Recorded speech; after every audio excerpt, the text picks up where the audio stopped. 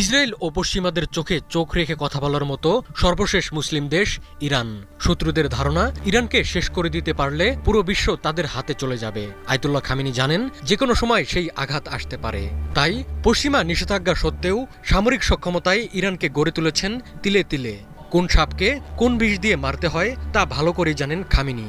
ইসরায়েলকে মোকাবেলায় গড়ে তুলেছেন মিসাইল আর ড্রোনের বিশাল ভাণ্ডার। এখন সেসব মিসাইল আর ড্রোনই হয়ে উঠেছে ইসরায়েলের বিরুদ্ধে অস্তিত্বের লড়াইয়ে ইরানের মূল অস্ত্র। ইরানি বাহিনীর আরেক আশীর্বাদ খাইবার শেখান মিসাইল। কৌশলগত আঘাতের জন্য বেশ কার্যকর মধ্যপাল্লার এই ব্যালিস্টিক মিসাইল খাইবার শেখান 1 এবং খাইবার শেখান 2 ইসরায়েলের উন্নত আকাশ প্রতিরক্ষা ব্যবস্থাকে সহজেই ফাঁকি দিতে সক্ষম। এর পরিসীমা প্রায় 1450 কিলোমিটার। বিশেষ ধরনের ওয়ারহেড খাইবার শেখানকে করে তোলে বিশেষভাবে প্রাণঘাতী।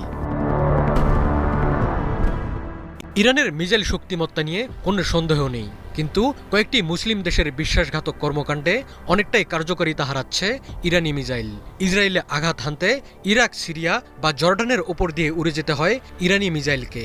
এই মুসলিম দেশগুলো সেসব মিসাইলকে অকার্যকর করে দিচ্ছে কিংবা আগাম তথ্য পাঠাচ্ছে ইসরায়েলকে। ফলে ইরানকে এখন একসাথে অনেকের সাথে লড়তে হচ্ছে।